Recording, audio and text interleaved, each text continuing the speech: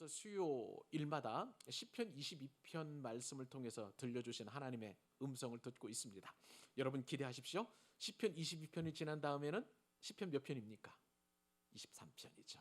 정말 시중의 시고 또 하나님의 말씀 중의 말씀이라고 할 수 있는 시편 23편을 우리가 같이 또 통해서 은혜를 받게 될 터인데, 시편 23편이라는 커다란 영적 봉우리에서 내려오는 은혜를 받기 전에 또 22편이 주는 은혜도 만만치 않습니다. 그래서 시편 22편을 우리가 깊이 그리고 심도 있게 말씀을 깊이 상고해 가고 있습니다. 자, 시편 22편의 저자는 누구인가요? 우리 표제라고 하는 녹색 글씨, 파란색 글씨에 보니까 다윗의 시라고 이렇게 기록되어 있으니까 결국은 이 시편 22편을 누가 지었다고요? 맞습니다. 다윗이 지었습니다. 근데 여러분, 우리가 시편 22편을 통해서 계속 하나님의 말씀을 묵상했었을 때 다윗은 지금은 엄청난 시련을 겪고 있습니다. 다윗이 어떤 시련을 구체적으로 겪고 있는지, 이것이 사울에게 쫓김을 받는 그런 위급한 상황인지, 아니면 아들 압살롬에 의해서 반역을 당해서 다윗이 버선발로 도망치는 그런 상황인지 우리가 구체적으로는 알 수 없습니다만은, 하여간 긴급한 상황이고 위급한 상황이고 굉장히 어려움에 처한 그런 상황이라는 것을 우리가 계속해서 말씀을 통해서 깨닫고 있습니다. 자, 그런데 오늘 잠깐 우리가 읽었습니다만은, 우리가 예전에 다 살펴보았습니다만은, 다윗의 형편은 참 정말 예수님 버금가는 그러한 엄청난 고난을 받고 있는 거예요. 자, 17절에 보니까 내가 내 모든 뼈를 셀 수 있나이다. 그들이 나를 주목하여 보고 내 겉옷을 나누며 속옷을 제비 뽑나이다. 이렇게 기록을 해 놓았습니다.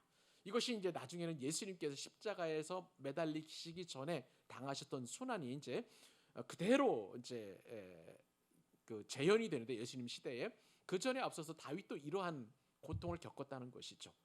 뼈를 셀 수 있다는 것은요, 엄청난 고난 가운데 있음을 수사적으로 표현하는 거예요. 여러분, 사람이 뼈를 셀 수 있다는 것이 도대체 어떤 상황인가요? 정말 너무 걱정이 많고 근심이 많고 두려움이 많고 염려가 많고 환난이 다가오니까 마치 그냥 뼈만 남았다, 앙상한 뼈만 남았다고 할 정도로 그렇게 다윗은 모든 몸과 마음과 육체가 쇠잔해진 그런 상황이라고 할 수 있지 않겠습니까? 그러면서 다윗은 그러한 상황 속에서 하나님, 나를 멀리하지 마시고 나의 힘이 되신 하나님 속히 나를 도와주소서라고 그렇게 간구하고 있죠. 그리고 내 생명을 칼에서 건지시고, 내 유일한 것 생명이겠죠. 개의 세력에서 구하시고, 개의 세력이나 뭐 이런 것들은 다 대적절을 말하는 것이겠죠. 나를 사자 입에서 구하시고, 이것도 역시 대적이겠죠. 그리고 들소의 뿔에서 구원하소서, 그렇게 간절히 기도하는 그런 모습을 보게 됩니다.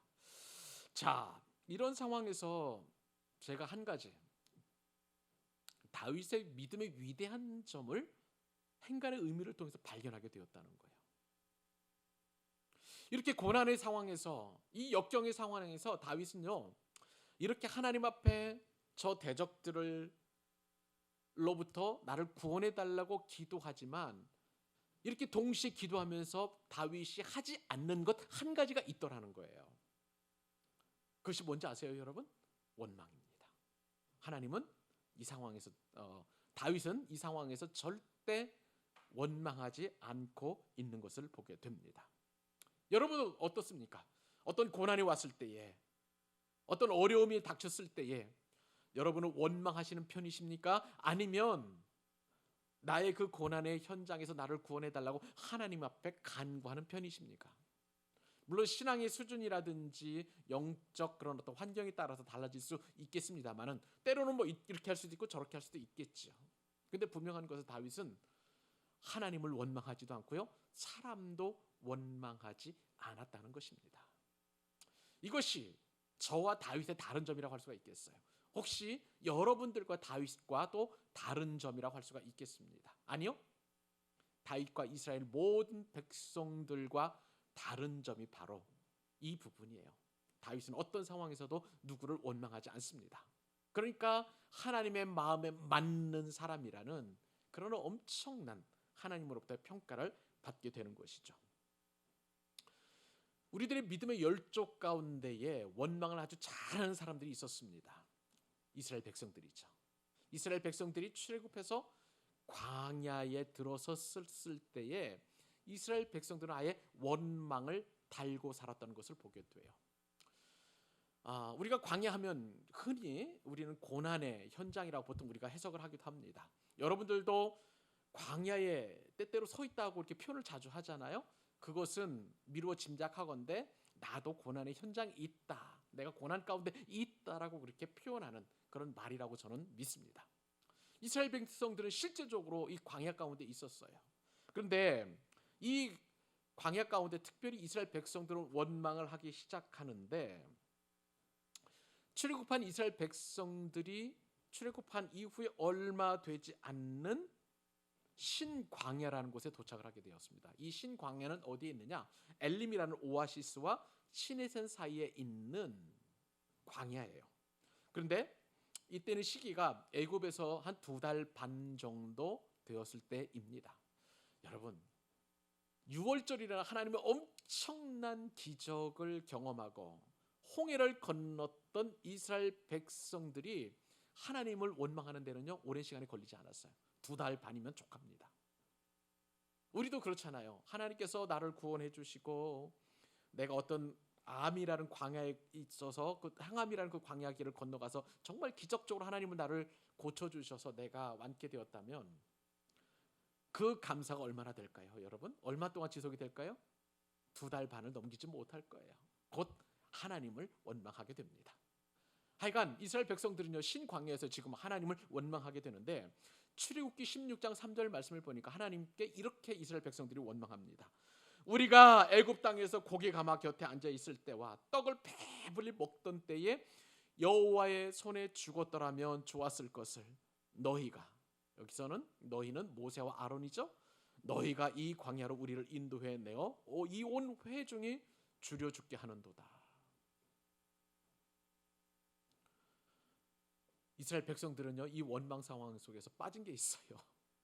애굽 땅에서 그들이 얼마나 지겹게 노예 생활을 했고 고통 속에 있었는지는 그런 안중에도 없어요. 지금 당장 배고프고 목마르니까 과거에 저 애굽 땅에서 당했던 고난은 아무것도 생각이 안 나고 그 땅에서 그냥 배불리 먹었던 거 한 끼 정도 되겠죠. 고기 먹었던 거, 조금 먹었던 거, 그것만은 기억하고 차라리 그쪽에서 죽게 놔두지 왜 우리를 이 엄청난 광야로 인도해서 우리를 죽게 하느냐, 지금 원망하고 있는 것을 보게 됩니다. 이스라엘 온 자손들이 다 원망을 했었습니다. 그때에 여호와께서 모세에게 말하죠. 이렇게 말씀하셨습니다. 보라, 내가 너희를 위하여 하늘에서 양식을 비같이 내리리니 백성이 나가서 일용할 것을 날마다 거둘 것이라. 만나를 약속해 주십니다. 하늘에서 하나님께서 만나를 비처럼 내려주시겠다, 매일 새벽마다 비처럼 내려주시겠다는 엄청난 약속을 하고 계십니다. 하늘에서 내린 양식이 우리가 아는 그 바로 만나인데요. 여러분, 기대하십시오. 우리가 불평하고 원망하면 뭐가 내리냐면요, 만나가 내립니다. 그죠? 만나가 내립니다. 또 출애굽기 17장에 보니까 이스라엘 온 회중이 이제 여호와의 명령대로 신광야를 떠나가게 되었습니다. 그리고 이제 쭉 가다가 르비딤이라는 곳에서 장막을 치게 되었는데, 그곳에서 또 다른 문제가 발생하게 돼요. 백성들이 마실 물이 없는 것이었습니다. 그렇죠? 광야니까 르비딤이라는 곳도 뭐 사람이 200만 명 정도가 먹을 수 있는 물이 어디 있었겠습니까? 그러자 모세와 또 다투기 시작하죠. 우리에게 물을 줘서 마시게 하라, 그렇게 원망하고 있습니다. 이제는요, 모세가 뿔이 났어요. 화가 났습니다. 너희가 어찌하여 나와 다투느냐, 너희가 어찌하여 여호와를 시험하느냐 하면서 이스라엘 백성들을 꾸짖게 됩니다. 거기서 백성이 목이 말라서 물을 찾다가 모세에게 원망을 쏟아부었죠. 출애굽기 17장 3절에 이스라엘 백성들이 이렇게 원망합니다. 당신이 어찌하여 우리를 애굽에서 인도해 내어서 우리와 우리 자녀와 우리 가축이 목말라 죽게 하느냐. 그러니까 출애굽한 그 이유를 그것을 구원이라고 생각하지 않고 우리를 목말라 죽게 하는 그 요인으로 원망을 삼고 있는 이스라엘 백성들의 그런 탄원인을 우리가 보게 되는 것이죠. 모세가 기가 막혔습니다. 그래서 하나님 앞에 여쭙니다. 내가 이 백성에게 어떻게 하리까 하면서 하나님 앞에 탄식을 하죠. 그리고 그들이 조금 있으면 내게 돌을 던지겠나이다 하면서 하나님 앞에 모세는 부르짖게 되었습니다. 그러자 여호와께서 모세에게 말씀하시죠. 백성 앞을 지나서 이스라엘 장로들을 데리고 나일강을 치던 내 지팡이를 손에 잡고 가라라고 말씀하시고요. 모세가 또 이렇게 말씀하십니다. 내가 호렙산에 있는 그 반석이 거기서 내 앞에 서려니 너는 그 반석을 치라. 그곳에서 물이 나와서 백성들이 마시게 될지니라 라고 말씀하셨습니다. 하나님의 말씀대로 실제적으로 그 반석에서 물이 나오게 되었고요. 백성들은 물을 마셨습니다. 자, 여러분 다시 한번 우리 정리하십시다. 원망하면 뭐가 생긴다고 그랬죠? 예, 만나 떡이 생깁니다. 또 여기 오늘 지금 방금 말씀드린 대로 원망하면 뭐가 생깁니까? 물이 생겨요. 그죠? 원망하면 떡이 생기고 원망하면 물이 생깁니다. 자, 여러분 제가 원망하면 떡이 생기니까 원망하라고 여러분들에게 말씀을 드리는 겁니까? 아니에요. 원망하면 물이 생기니까 늘 그렇게 원망하라고 제가 그 교훈을 드리기 위해서 이 말씀을 드리는 겁니까? 아니에요. 무슨 말씀입니까? 원망의 그 떡 맛을 드리게 되면은요 평생 원망하면서 그 떡을 먹고 살아가야 되는 거예요. 원망의 물을 달라고 하면 평생 원망하면서 물을 먹게 되는 거예요. 그런데 이것은요 진정한 생명의 양식도 아니고 진정한 내 영혼을 살리는 생수도 아닌 거예요. 더 놀라운 것은요 이러한 원망의 떡을 먹고 원망을 물을 먹게 된다면 이스라엘 백성들은 다 죽게 된다는 거예요. 결국은요 원망은 죽음을 불러일으키는 엄청난 불순종이다, 불신앙인 것을 보게 됩니다. 여러분 성경 있으시면 우리 출애굽기 16장 한번 찾아보십시다. 출애굽기 16장 7절로 12절 말씀을 제가 여러분 찾는 동안 말씀을 읽어드리죠. 하나님께서 이스라엘 백성들의 원망하는 소리를 다 들으신다는 엄청난 두려운 사실이 기록되어 있습니다.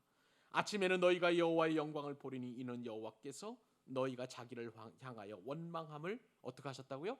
들으셨습니다. 우리가 누구이기에 너희가 우리에게 대하여 원망하느냐?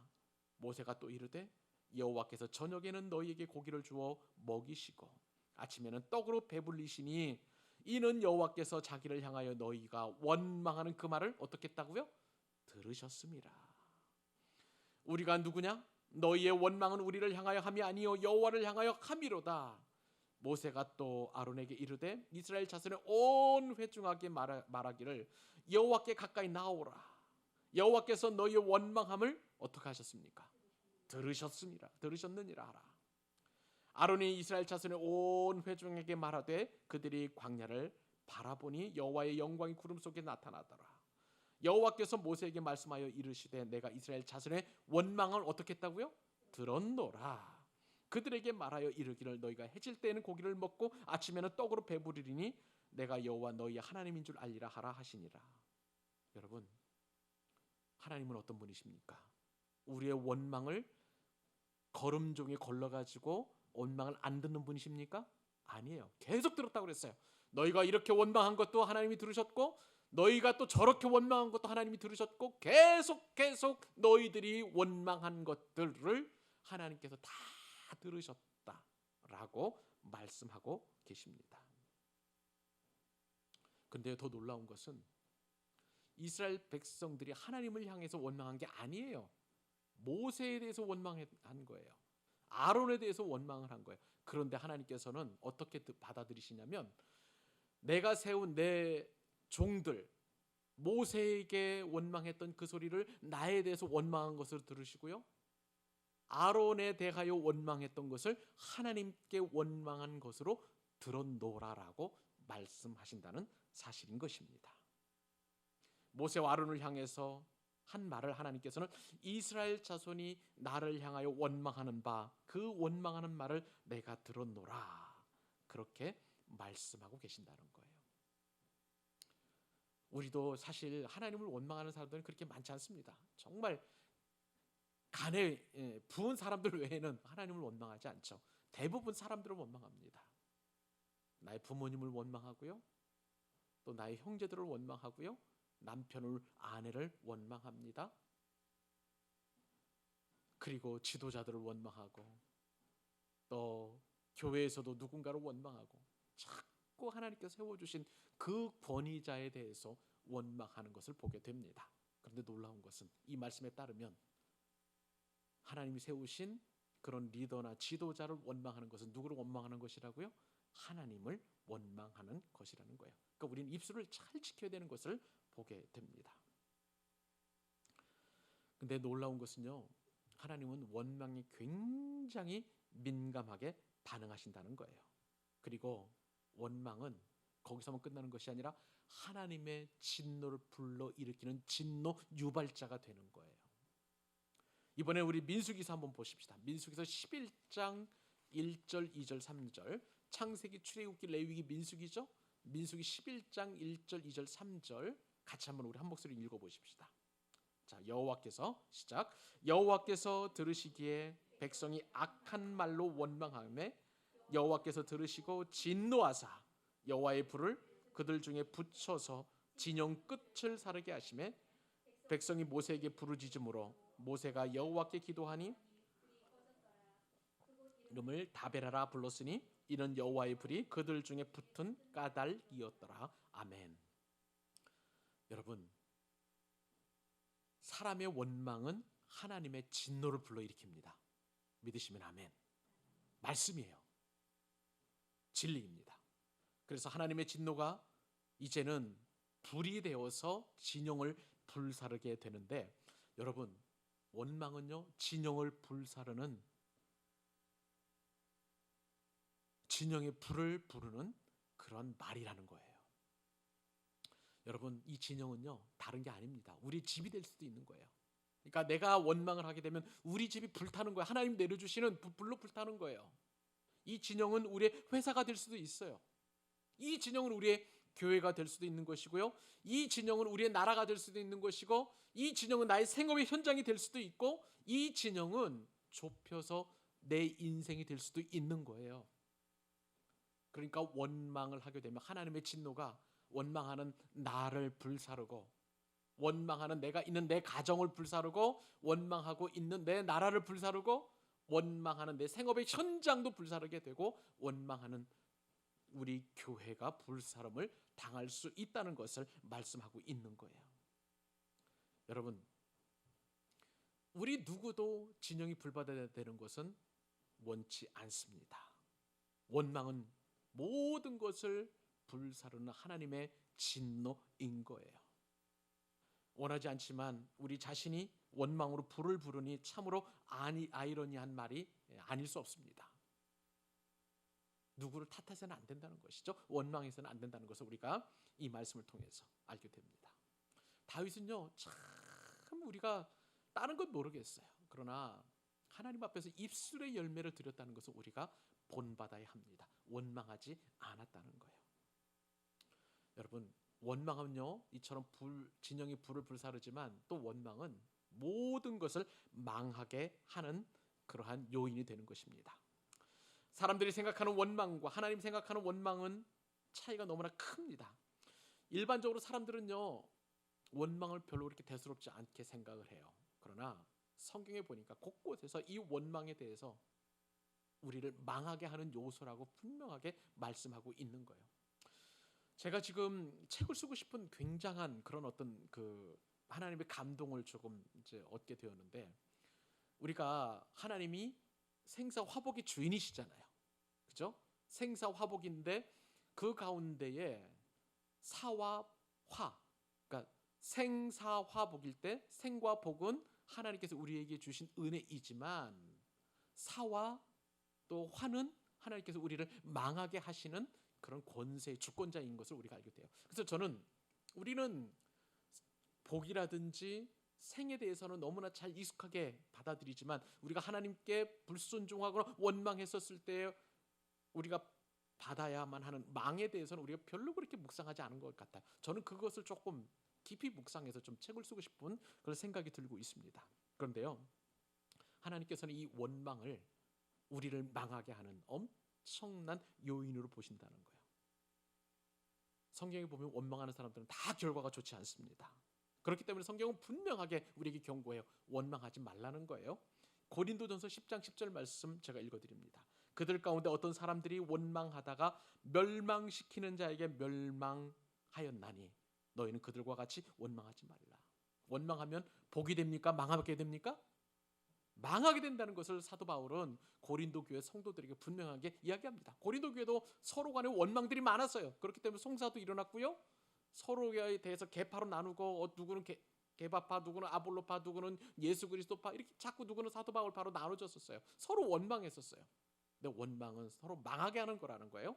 그리고 야고보서 5장 9절 말씀에 따르면 형제들아 서로 원망하지 말라. 그리하여야 심판을 면하리라. 원망하게 되면 심판을 받는다는 것을 성경이 분명하게 말씀하고 계시는 거예요. 그러면서 야고보 사도가 이렇게 얘기합니다. 보라 심판주가 문 밖에 계시느니라.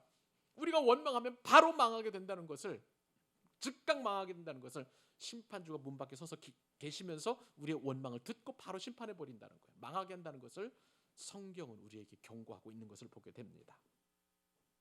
이처럼요, 원망은 사람을 망하게 하는 것뿐만 아니라 원망은 죽음을 부르는 일입니다.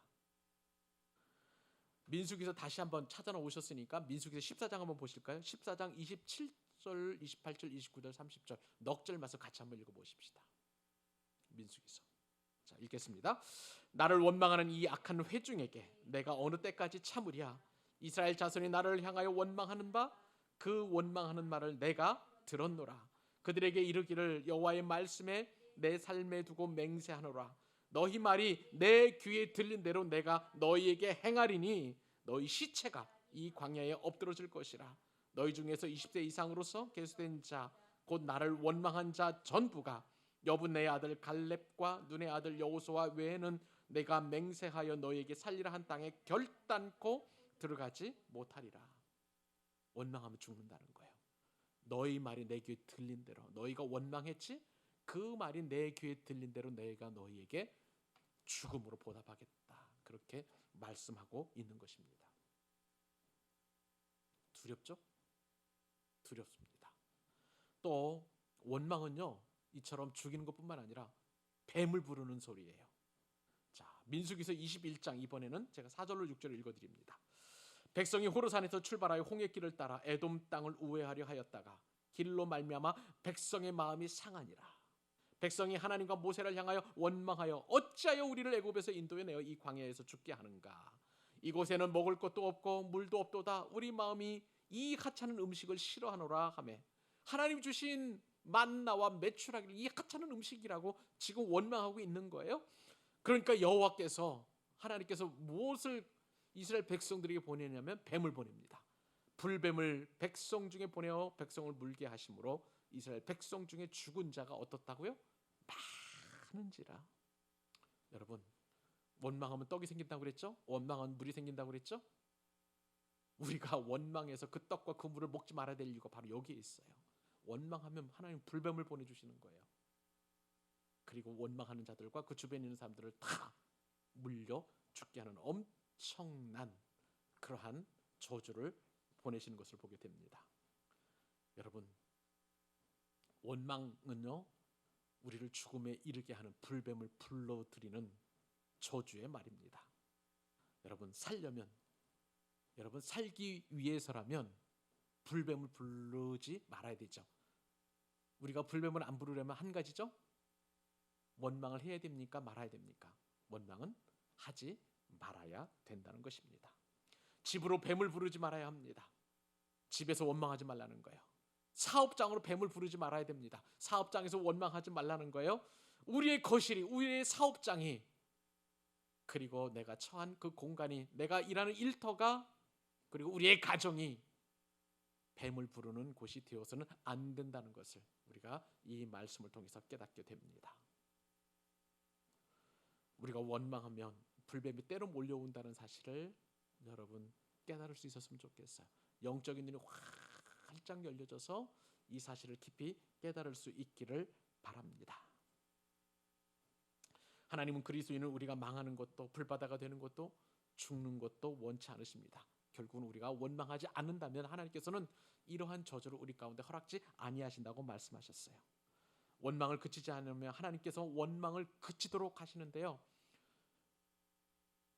민수기 17장 5절 말씀에 따르면 내가 택한 자의 지팡이에는 싹이 나리니 이것으로 이스라엘 자손이 너희에게 대하여 원망하는 말을 내 앞에서 그치게 하리라.